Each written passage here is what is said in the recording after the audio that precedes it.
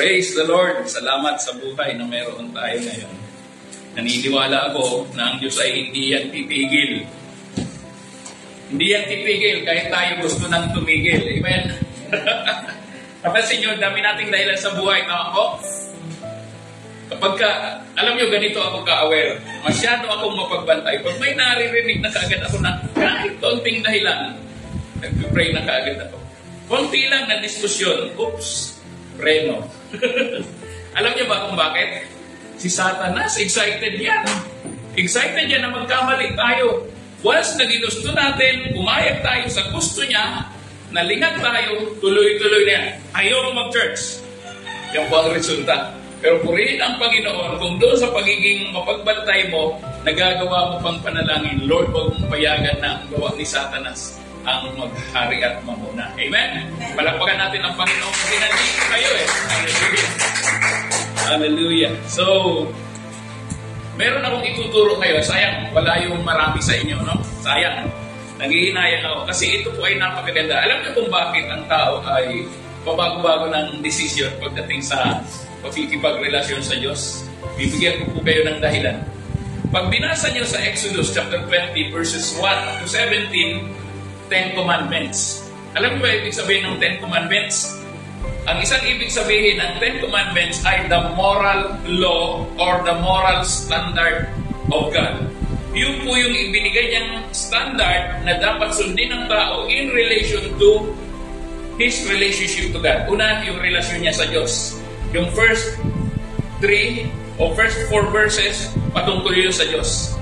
Yung 6 to 10, patungkol yan sa tao. Yung tinatawag na horizontal relationship, vertical relationship sa Diyos, horizontal relationship sa kapwa natin.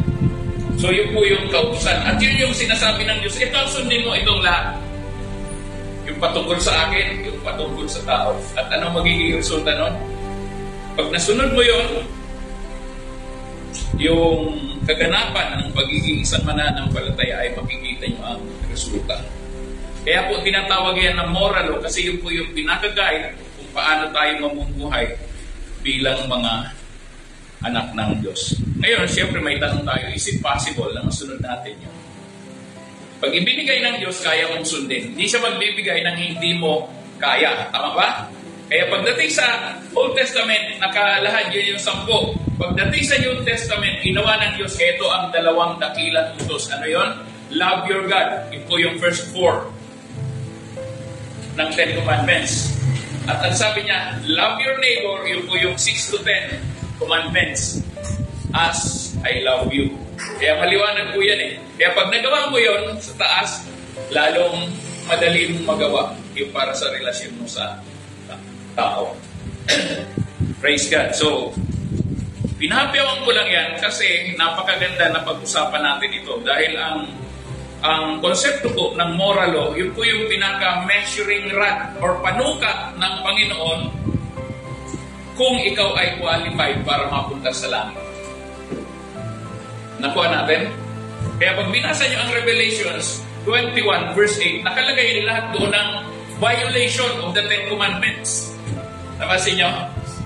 Gusto nyo basahin natin? Ang 10 Commandments, ang iniuutos doon, yung pagsampalataya natin sa Panginoon. Pero pagdating po sa Revelations, yun naman makikita natin 21 verse 8. Sa ibang mga messages, mapapanood nyo yan sa mga video sa YouTube, nakalagay naman doon yung 7 uri ng mga tao na mapupunta sa impyerno. Binasi niya doon. Una, sabi niya gano'n, yung mga duwag. Ikalawa, yung mga hindi sumasampalataya. Ikatlo, yung abominable, yung mga karumal-dumal. Kaapat, yung mga mamamatay tao. Ikalima, yung sexually immoral. Ika-anim, yung mga mangkukulam. Ikapito, yung mga sumasamba sa Diyos-Diyosan. Pangwalo ay lahat ng uri ng sinungaling. Sabi niya ganon, all liars. Sabi niya ganon, shall have their part in the lake, which burns with fire and brimstone, which is the second death. Yun po ang kaparusahan. Pero pag binasa niyo sa New Testament, sabi ni Pablo, for the wages of sin is death. Ang ibig sabihin, ang kamatayan ay kabayaran ng ating mga kasalanan. Amen? So from the very beginning, sa pasimula pa lang, si Adan at si Eva ay nagkasala. Antimano nandun yung kaparusahan sa kanila. Ano yun? Kamatayan. Una, yung separation from God na tinatawag. Tatlo po kasi ang form ng kamatayan. Ano yan? Physical death, eternal, spiritual death, at eternal death. So ang tao, lahat ng tao ay namamatay. Physical death. Lahat ng tao na nabubuhay sa kasalanan ay mayroong spiritual death na tinatawag separated from God. Kaya makita nyo, nung naghahanap ang Panginoon, sabi niya gano'n, nasaan kayo? Hinahanap si Adan at Eva. Ano ibig sabihin nun? Di ba alam ng Diyos kung nasaan sila? Ang ibig sabihin nun, natatakpan sila ng kanilang kasalanan, kaya naputol yung ugnayan nila sa Diyos.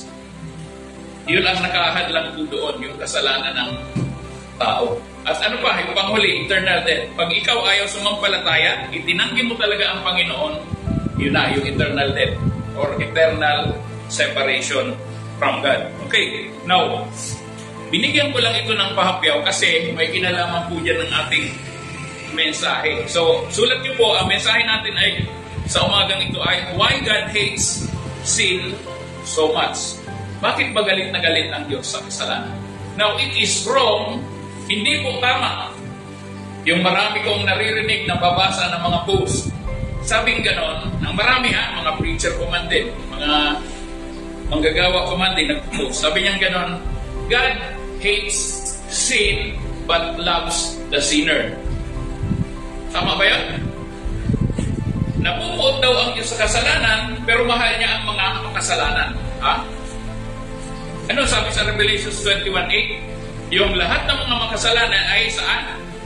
Sa impyerno. Ibig sabihin, lahat ng mga gumagawa ng kasalanan, hindi yun nagugustuhan ng Diyos.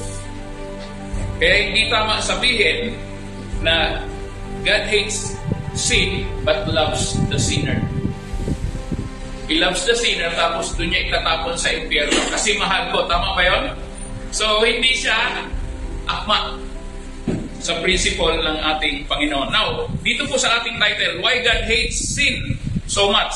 Sulat niyo po, yan ang title. Bakit po? Kasi ang sin ay, i-define natin, sin is rebellion towards God.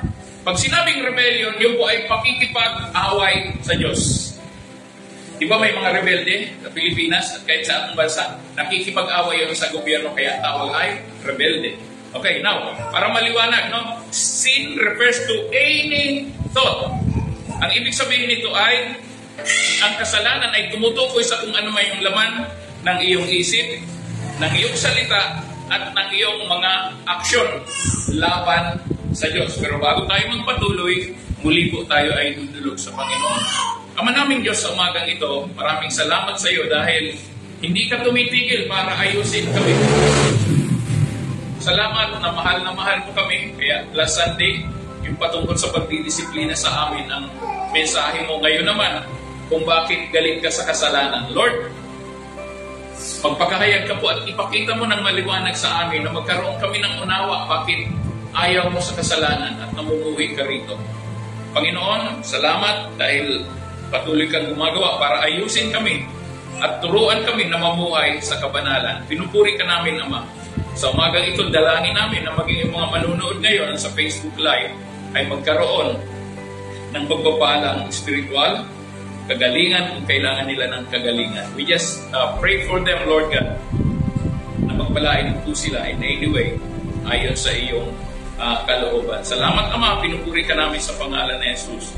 Amen. So patuloy po tayo. Ang kasalanan ay rebellion laban sa Diyos.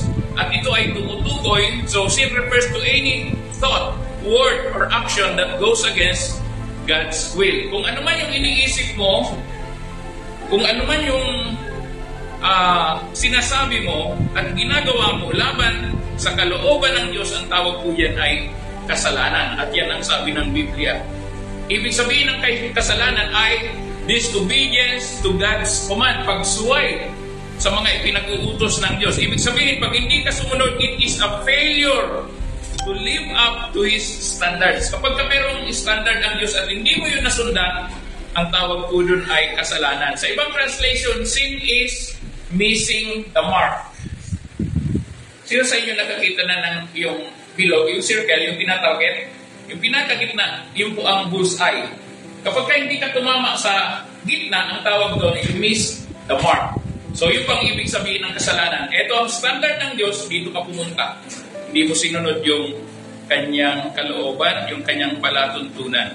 Okay, so sin means disobedience to God's commands or failure to live up to His standards of righteousness and holiness. Yung pong mga standard ng ating Panginoon ay may kinalaman yan para sa iyong katwiran at kabanalan. Doon po tayo dinadala nun.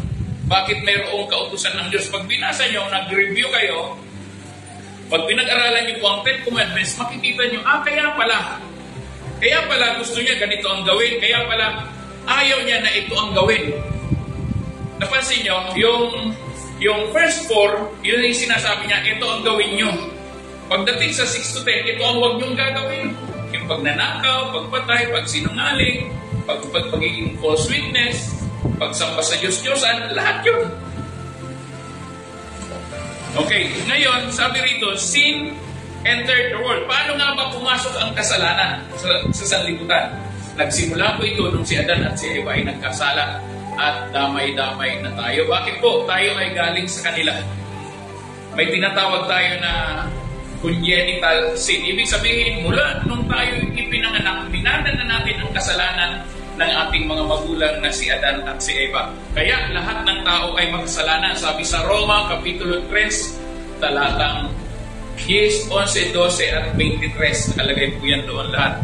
So sabi rito, sin entered the world through the disobedience of Adam and Eve in the Garden of Eden, and it has affected all humanity, making everyone prone to sinful behavior. Kaya po lahat tayo ay nanamay na, kaya po tayo, yung sinasabi ko madalas na, we are living in a fallen state. Tayo po mga tao ay prone, vulnerable. Ibig sabihin, madali tayo na matukso.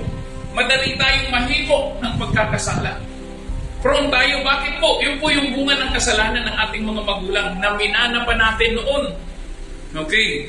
So, example ng mga kasalanan na mga very common na nakita natin, number 1 is pagsisinungaling. Ang pagsisinungaling ay directly against God's will. Bakit po? Ang Diyos ay katotohanan, so galit siya sa kasinungalingan. Maliwanag po yun. Ikalawa, stealing. Ba't ka magnanakaw kung ang Diyos naman ang may-ari ng lahat? Ibig sabihin, it is only a prayer away. Hingi ka lang sa Diyos, ang sabi niya, siya ay magbibigay. Amen? Ask and it shall be given you. Knock and the door will be open. Seek and you will find. Okay, now sabi ganon, ito yung mga kasalanan, pagsisinungaling. Pagnanakaw. Ano ba ibig sabihin ng pagnanakaw? Kapag ka kinuha mo ang hindi sa'yo, nang walang paalam, ang tawag doon ay pagnanakaw. Ano ba? Hatred. Ang hatred po, ang ibig sabihin niyan ay puot. Iba pa yung anger, iba pa yung wrath. O yung hatred, pagkamuhi. Yung wrath, yung puot. Yung anger, galit. Grabe, iba-iba pa ang kategory, Palala, yun ang palala, May mga degree. Kumbaga, yung inumpisa niya sa Tagalog, alam mo na, inis ako sa kanya, inis pa lang. Very light pa yun. Pero pag nagagalit ka na, iba na yun, medyo tumataas na yung degree. Pero pagka napupuot ka na, iba na yun. Mas mataas na yung degree. Ibig sabihin, ang taas na ng galit mo, napupuot ka na. Ay, nakuha natin, ay ang Diyos po ay napupuot sa kasalanan. Galit na galit siya sa kasalanan. Now, ito po ang resulta ng kasalanan. Sin separates humanity from God. Ito po ang naghihiwalay sa atin sa Diyos. Kaya mapansin nyo, yung mga taong guilty ayaw lumapit sa Diyos. Yun ang naghihiwalay sa atin. Alam ba natin na kung kailan tayo naging makasalanan, na kung kailan tayo nagkasala, mas kailangan nating lumapit sa Diyos para humingi ng tawad at magkaroon ng reconciliation. Amen? Yung magkaroon kayo ng restoration ng relationship. Ngayon, sin separates humanity from God. However, the Bible teaches us that God provided a solution to the problem through Jesus Christ our Lord, who offers forgiveness and reconciliation. Bagamat ang tao po ay nagkasala, ang Diyos naman ay nag-aalok ng kaligtasan, solusyon. doon sa problema ng tao. At ito ay sa pamamagitan ni Jesucristo na nag-aalok siya ng kapatawaran at pakikipagkaisa, reconciliation, yung pagbabalik loob sa Diyos. At ang sabi niya, it is for those who repent and believe in Him. Hindi po mangyayari na bagamat ang Diyos nag-aalok ng kapatawaran, ng kaligtasan, reconciliation, kung hindi mo tatanggapin, hindi ito magiging iyo. Tama? Parang ito lang, sample, cellphone, binibigay ko kay Kuya Ed. Ayaw niya kunin. Dito magiging kanya. Amen? Hindi ko rin naman talaga ito ibibigay. Pero ang ibig ko sabihin, ang Diyos po ay nag-aalok ng buhay, kaligtasan at pagpapatawad. Amen? Pero yun ay binigay niya talaga. Kaya nga siya napako sa krus eh. Tama? Kaya doon sa mga tumanggap, sabi sa Juan Kapitulo 12, Kapitulo 1, talatang 12, but for as many as who receives Him, He gave the right to become children of God. Lahat daw nang tumanggap sa Kanya. Kaya nga sabi ko kanina, kung ang Diyos nag-aalok ng kapatawaran, ng kaligtasan, ng reconciliation, kung hindi mo tinatanggap, hindi ito magiging iyo. Just like salvation, when He offers salvation, but you did not receive Him, wala kang kaligtasan. Kaya sabi niya, those who receive Him, for as many as receive Him, He gave the right to become the children of God. Therefore, those who believe in Him. Yung mga tumanggap at sumampalataya. Okay, so nakuha po natin, maliwanag, ano? Yung po yung solusyon na iniaalok ng ating Panginoon. To those who repent and believe in Him, or in short, yung pagkakasala na meron ang tao ay ginawa ng Diyos ng solusyon para magkaroon ng restoration. Para ang tao magkaroon ng salvation. Kasi po ang kasalanan, it is a violation of God's moral law referred to in the New Testament. So kapag ang isang tao ay nabubuhay sa kasalanan, ang sabi ng Biblia, the penalty of sin is death. Sabi sa Romans 6 verse 23. Maliwanag po yan. And the penalty or the wages of sin is death, but the gift of God is eternal life in Christ Jesus our Lord. Now, sabi dito sa ating topic, balikan natin, why God hates sin so much. Number 1, ito po yung point number 1. Sulat niyo po. The very reason why God hates sin is this. Number 1, God's holiness and justice. Yung kanyang kabanalan at yung kanyang katwiran, yun po ang dahilan bakit galit siya, napuput siya sa kasalanan. So number 1, holiness of God. Sulat niyo po. Column under sa point number 1, column 1, holiness of God. God is perfectly holy. Ang Diyos po ay totoong banal, walang kapintasan. Meaning, He is completely separate from sin. Kaya po hindi po pwede na pagsamahin ang kabanalan at ang kasalanan. Hindi talaga magtutugma yan. Okay? He is completely separate from sin and moral imperfection.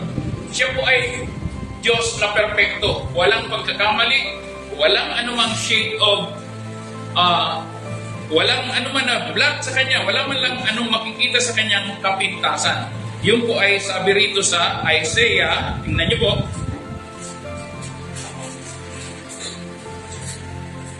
Propeta Isaias, Kapitulo 6, talatang 3, nandito po nakalagay.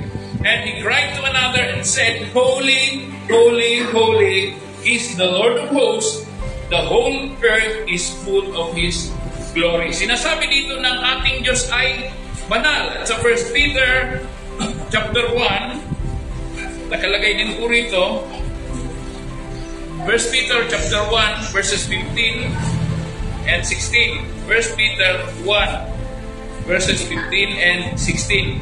But as He who called you is holy, you also be holy in all your conduct, because it is written, Be holy, for I am holy. So sabi ng Diyos, kayo'y magpakabanal sapagkat ako ay banal. Yan ang sinasabi ng Biblia. Okay, so part 2, God's holiness and justice. Yung kaninang una ay the holiness of God. Number 2, the justice of God.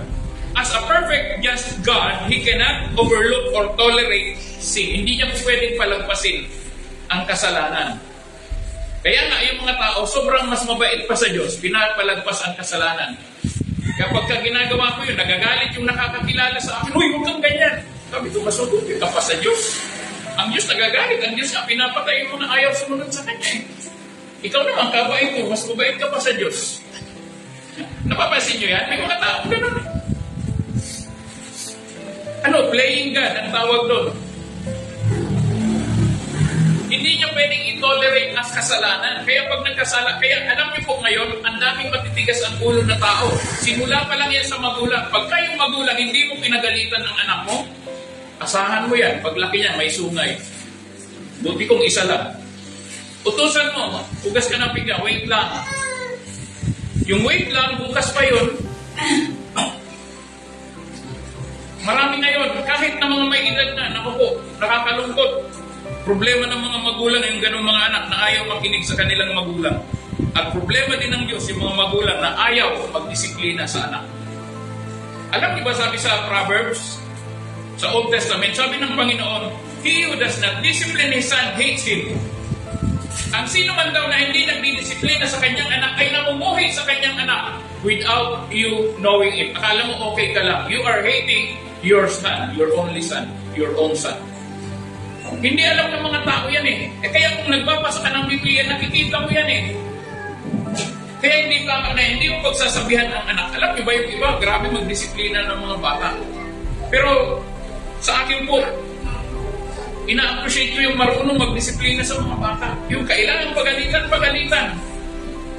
May kilala akong pastor, sabi niya, pag yung anak niya ayaw kumain ng gulay, hindi ka pwede kumain ng kahit ano. Nakita niya?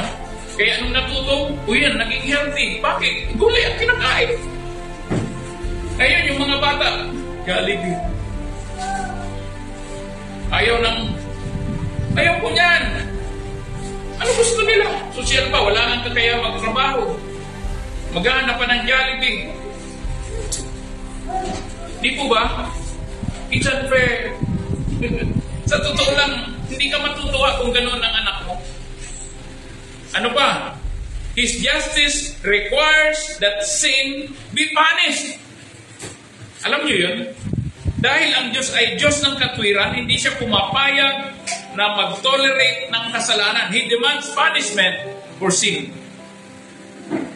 Deuteronomy 32 verse 4. Tingnan nga natin kung ano sinasabi ng Biblia. 32 verse 4.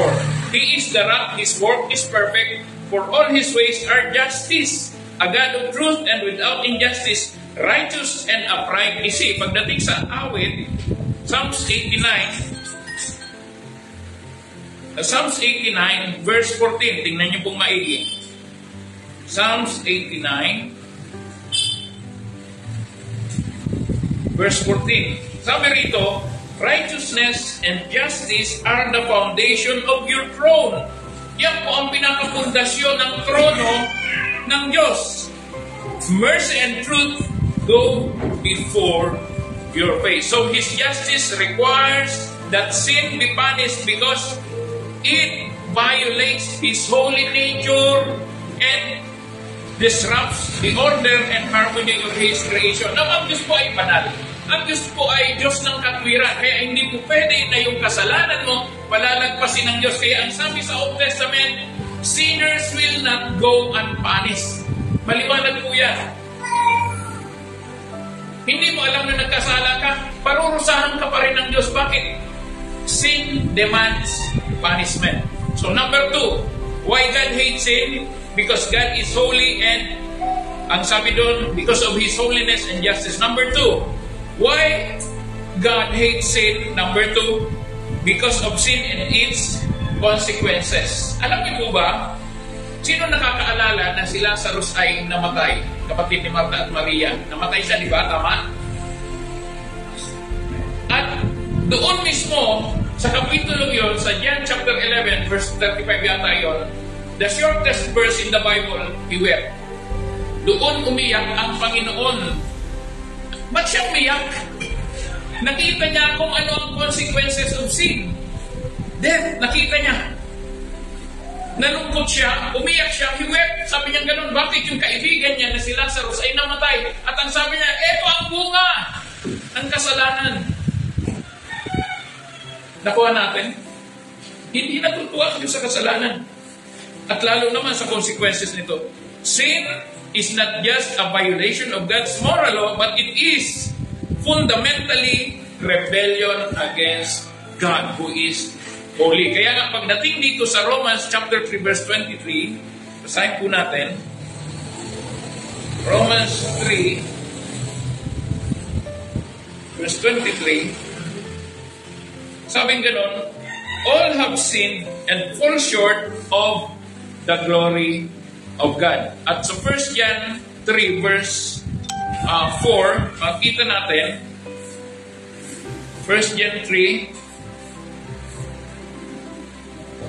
verse 4, sabi rito, whoever commits sin also commits lawlessness, and sin is lawlessness. Pag sinabing lawlessness, hindi ka kumikilala ng batas, hindi ka kumikilala ng kautusan or commandment ng Diyos. Kung baga sinabi ng Diyos, huwag kang magnanakaw, tumigil ka.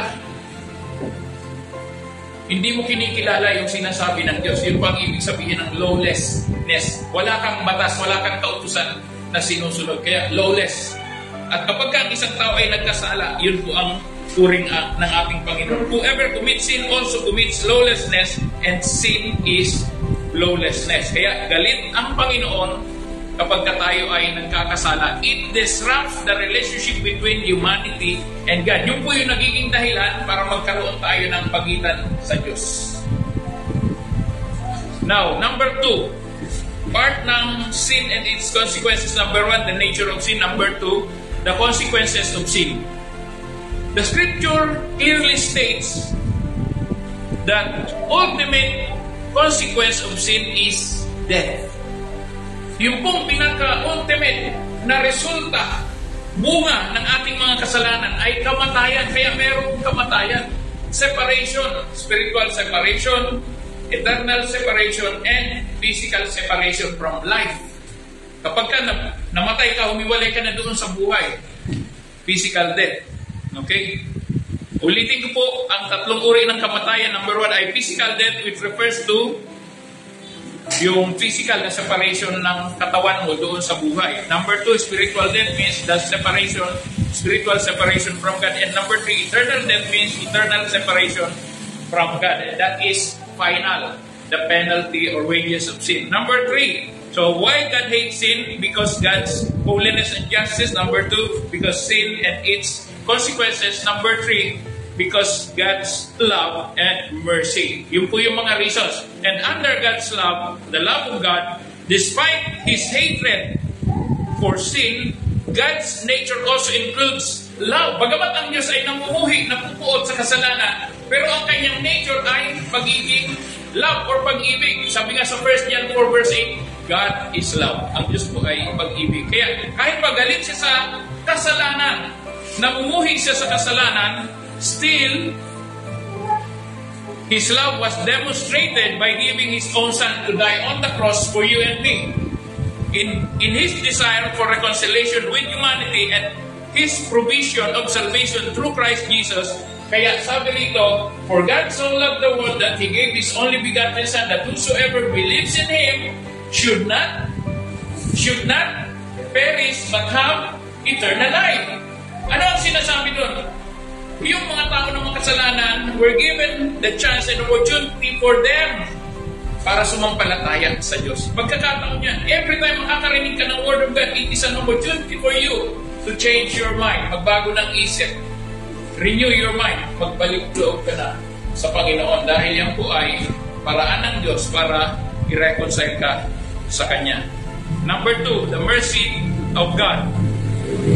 God offers mercy to sinners through the Lord Jesus Christ, providing forgiveness and salvation to those who repent and trust in Him. Ephesians 2, verses 4 and 5. Ephesians 2, verses 4 and 5. Sabi rito, but God who is rich in mercy, because of His great love with which He loved us, even when we were dead in trespasses,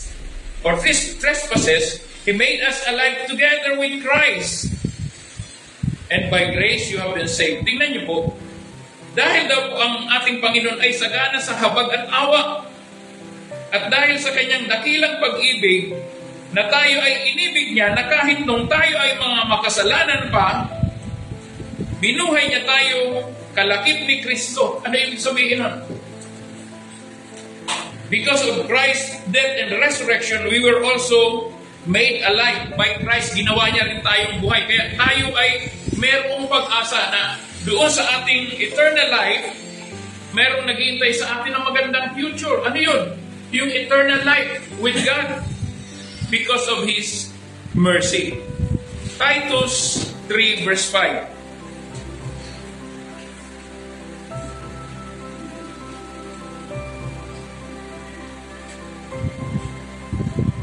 Sabi rito, not by works of righteousness which we have done, but according to His mercy, He saved us. Alam mo yung kaligtasan natin, naawa lang ang Diyos sa atin eh. Kung tutusin, pag titingnan tayo ng Diyos dahil tayo ay makasalanan, ang nakikita niya sa atin ay judgment. Guilty to, kailangan itong patayin. Tama? Ano sabi sa Romans chapter 6 verse 23? For the wages of sin is death, but the gift of God is eternal life. Yung po ang kabayaran talaga ng kasalanan ay kamatayan. Pero mahal tayo ng Diyos at ang Diyos ay sagana, sobrang naawa sa atin. Bakit? Wala tayong kakayahan na iligtas ang ating sarili. Siya ang gumawa ng paraan. He allowed His Son to die on the cross. Dapat tayo ang nakapako. Pero purihin ng Panginoon, siya ang napako, hindi tayo. Amen? Kinuha niya yung lugar natin eh. Wala naman siyang kasalanan, tapos siya ang pinatay. Isipin niyo si Batika sa tagiliran, tapos bumuhos lahat ng dugo mo. Isipin mo, hatawin ka sa likod ng mga panghataw na may mga pin, na pag bumaon, kasama ang laman, labas ang buto. Ikaw kaya yung gawa ng ganon, hindi ka matutuwa. At hindi mo magugustuhan yun. Tinanggap yun ng Panginoon nang walang pag-aalinlangan. Bagamat nung una sabi niya, Ama, wag ka naman pwede. Lagpasan ako ng sarong ito. Yun po yung sarong na sinasabi niya. Yung kamatayan niya na hindi madali. And that is because of God's mercy, we were able to receive salvation. So His mercy is a manifestation of His love and desire for restoration. Kasi gusto niya na ibalik tayo sa ating original image and likeness. Di po ba? Sabi sa Genesis 1:26, God created us in His own likeness, in His own image. Yun ang binabalik niya ngayon. Kaya tayo ay patuloy na inuhubog, tinuturuan ng Diyos ng paraan para mamuhay na mayroong kabanalan. Amen? Amen. Hallelujah. Palakpakan natin ang Panginoon. Praise God. Now, sa number 4, why God hates sin? Because of the purpose of hell. Ayaw niya na maranasan natin ang parusang kamatayan doon sa impyerno. Ang purpose of hell po ay justice satisfied. Ano ibig sabihin nun? Dahil ang Diyos ay banal, ang tao ay nagkasala, therefore, sin demands punishment, kailangan parusahan ang makasalanan. So, ginawa niya ang impyerno para kay Satanas at sa mga ayaw sumampalataya sa Diyos. Dapat yun ay nauupo lang kay Satanas at sa kanyang mga anghel. Pero kasama na ngayon kung ayaw sumunod. Okay, now, hell serves as the place of final justice where the consequences of sin are realized. Ano ibig sabihin nun? Yun po ang katuparan ng kaparusahan na ginawa ng Diyos sa lahat ng mga makasalanan. Sa mga tao na ayaw sumunod sa Panginoon.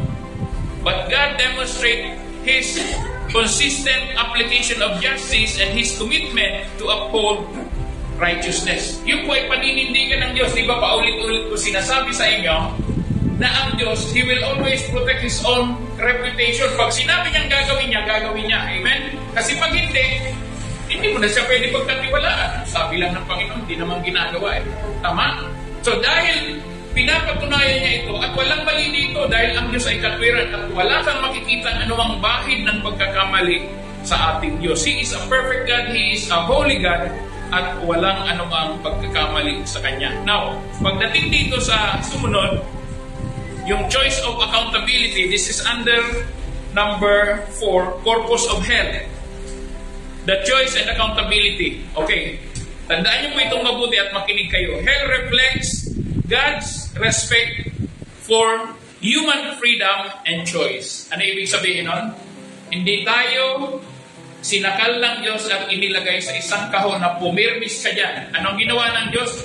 Binigyan tayo ng free will. Binigyan tayo ng Diyos ng kalayaan na mamili kung ano ang gusto natin. Amen? Mabuti ang Diyos? Amen. Mabuti ang Diyos. Binigyan niya tayo ng kalayaan na pumili. Isipin mo yan. Pero sabi niya, piliin mo ang buhay. Deuteronomy chapter 30. Nakalagay po yan doon. Choose for you this day life. Piliin mo ang buhay. Bagamat binigyan ka ng kalayaan, tayo lang binigyan ng Diyos ng freedom to choose, pero sabi niya, piliin nyo na ang buhay. Nagbigay siya ng tip. Kasi alam niya na ang tao ay magkakamali at hindi mapipigilan ang sarili magkasala at ayaw ng Diyos na mag-suffer ka ng bunga ng iyong pagkakasala. Amen? Ganun ang Diyos eh. Mahal niya tayo. Parang ikaw, parang ako magulang, meron tayong mga anak na sinasabihan natin, anak, wag kang magda-drugs. Bakit? Alam natin na may kaparusahan ang gumamit ng droga. Tama? Kaya itong mga anak natin, nag-drugs. Nahuli ng pulis, natukhang, patay, iyak ka ngayon. Bakit? Hindi mo na gusto ang resulta. Bakit? Hindi sumunod sa'yo. Ano naman, hindi sumunod? May batas laban doon sa ginawa ng anak mo. Di ba parusahan nyo? Ano magagawa mo ngayon? Hindi nakinig. So, binigyan ng tao ng free will. The will to choose. Free will to choose. Pero sabi ng Panginoon, piliin mo na ang buhay. So, ang impyerno po, it reflects God's respect. Kaya kung may impyerno man, ito ay dahil nire-respeto ng Diyos ang binigay niyang kalayaan sa'yo na mamili. O pinili mo to, nakasamaan, ito yung impyerno. Ginawa ko yan para doon. Those who reject God's offer of salvation through Jesus Christ ultimately choose to separate themselves from God's presence for eternity. Matthew 25 verse 46. Yun po ang kapasyahan ng Diyos na kabase sa kanyang salita, base rin sa pagsuway ng isang tao. 25 Matthew verse 46. Sabi niya gano'n,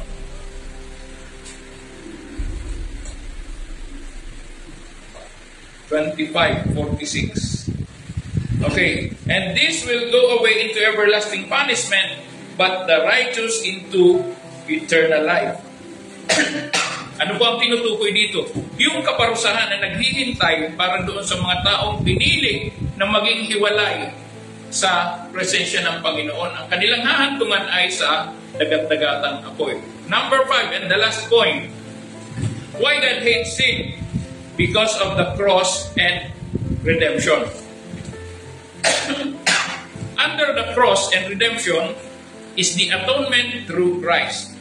The cross of Christ provides the basis for reconciliation. Kaya po itong cross, nakikita nyo, ito po ay simbolismo na mayroong Panginoong napako dito sa cross para makipag-reconcile tayo sa Kanya. Ito yung Kanyang kaparaanan between God and humanity. This is the basis for reconciliation. So Jesus was without sin. Wala siyang kasalanan, but He bore penalty of sin on behalf of humanity. Yung ating kasalanan, kinuha niya. Siya na lang ang napako dito. Hindi na ikaw, hindi na ako. Amen? In exchange for your sin, in exchange for your punishment, God took the punishment. Siya ang kumuha ng ating kaparusahan. Kaya siya ang napako at namatay sa krus. Okay. Romans 5 verse 8. Ano ang nakasulat niya? While we were still sinners, Christ died for the ungodly. Pero basahin natin. Romans 5 verse 8. Sabi rito, but God demonstrates His own love towards us in that while we were still sinners, Christ died for us. Namatay siya kahit nung tayo ay mga makasalanan pa. Ibig sabihin, para wala tayong dahilan na pwedeng magmalaki, ang kaligtasan ay kaloob ng Diyos, regalo sa atin, at ito ay walang bayad. 2 Corinthians 5 verse 21.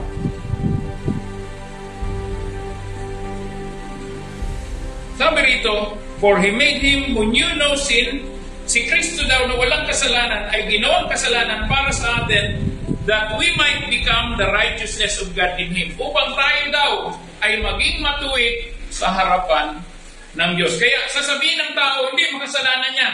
Ang tingin ng Diyos, matuwid yan dahil sa akin. Amen? Bakit yung katwiran ng Diyos napunta sa iyo, napunta sa akin? Kaya ang tingin sa atin ng Diyos ay matuwid sa kanyang paningin. Amen? Palakpakan natin ng Panginoon. Hallelujah! Hindi natin kayang i-achieve yan, yung ganyang katwiran, kundi dahil sa ginawa ng ating Panginoon. Sabi niya ganun, for He made Him who knew no sin to be sin for us, that we might become the righteousness of God in Him, upang maging katwiran daw ng Diyos para sa atin. Okay. Now, opportunity for salvation. Bagaman tayo ay nagkasala, nagkamali, at ang kaparusahan ng kasalanan ay kamatayan, but God's desire is for all people to be saved and come to the knowledge of the truth. 1 Timothy chapter 1. Chapter 2. 1 Timothy chapter 2, verses 3 and 4.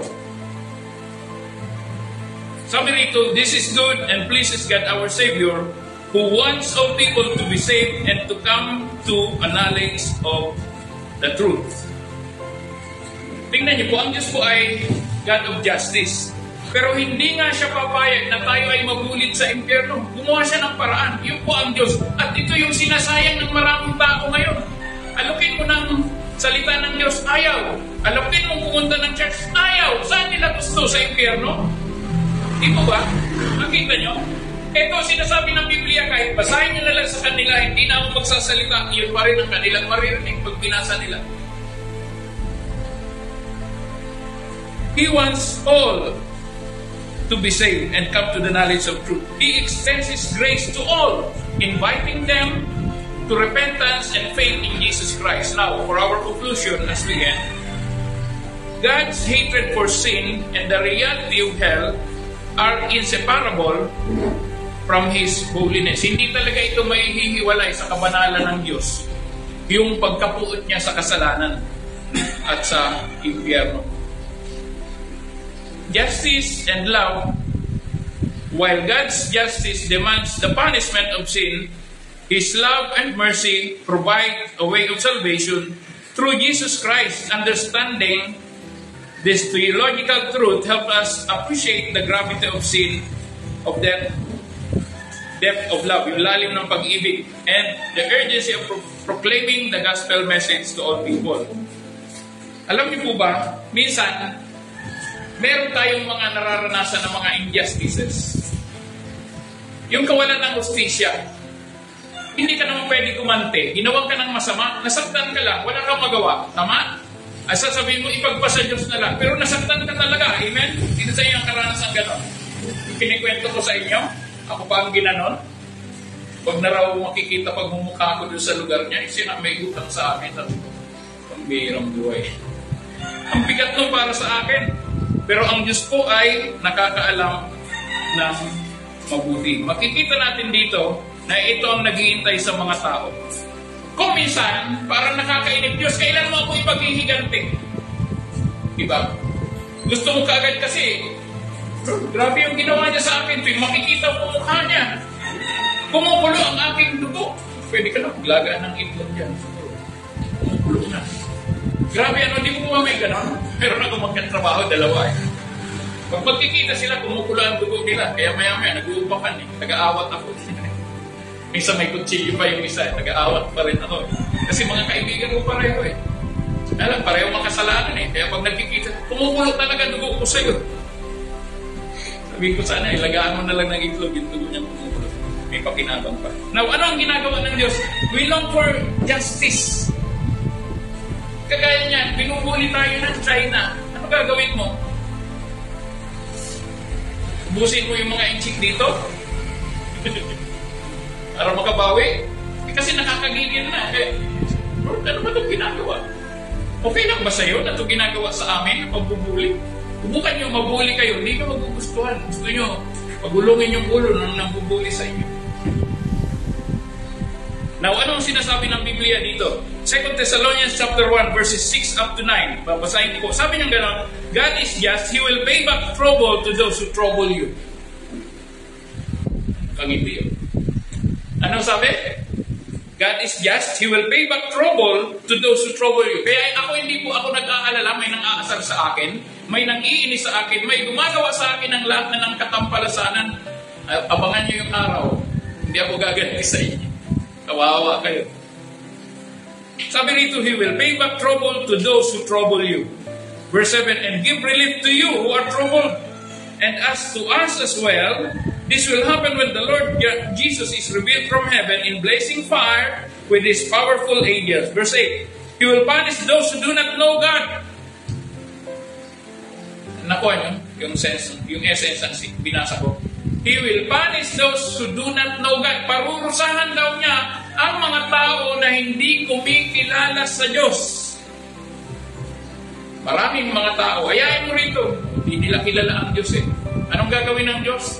Darating ang araw, parurusahan sila. Kaya nga sabi ko, bakit gusto niyo pang umabot sa ganung sitwasyon na parurusahan kayo ng Diyos? Pwede namang hindi. Kung kayo ay makikinig, kung kayo ay susunod sa salita ng Diyos. Verse 8 yun, sabi niya ganun, He will punish those who do not know God and do not obey the gospel of our Lord. Pag hindi ka sumusunod sa salita ng Diyos, you will be punished by God. That is His being righteous and being a God of justice. Number 9, they will be punished with everlasting destruction and shut out from the presence of the Lord and from the glory of His might. Ano ibig sabihin nun? Impyerno. Papayag ba kayo na yung mga kamag-anak nyo o kayo mismo, ganun ang gagawin ng Panginoon? So as we close, sabi ko nga kanina, ang Diyos ay napakabuti, napakabait. Ginagawa niya lahat ng kaparaanan upang tayong lahat ay magbalik loob sa Kanya. Pero ano ang ating isinusukli sa ating Panginoon? Tinatanggihan natin ang magandang alok ng Diyos para sa atin. So, purihin po ang Panginoon. Ngayon, alam na natin bakit galit ang Diyos sa kasalanan. Tayo pong lahat ay tumuha at manalangin. Panginoon, minsan pa nagpapasalamat kami sa iyo sa umagang ito. Salamat sa iyong mensahe, salamat sa iyong salita. O dalangin ko, Panginoon, na lahat ng mga taga rito ay magsilapit sa iyo para hindi na maranasan ang parusa mo pagdating ng panahon. Lord, kami naman na naandito ngayon, tulungan mo kami na maibahagi namin sa iba ang salita mo at mensahe mo ngayon. Na maging hamon ito para sa amin, para kami ay magpatuloy sa aming pananampalataya. Walang hihigit pa na katumbas sa buhay na walang hanggan dito sa mundo. Hindi ito kayang pantayan ng kahit anong laki ng kayamanan na pwedeng ialok kung kami ay magiging hiwalay sa iyo, Panginoon. Si Jesus na mismo ang nagsabi, for what shall it profit a man to gain the whole world but lose his own soul? Father, we thank you na pinili mo kami.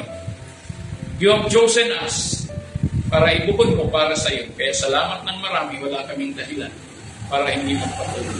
Pinupuri ka namin, Panginoon, at salamat sa iyo sa tayong pangalan na Jesus. Lahat po ay magsabi ng Amen.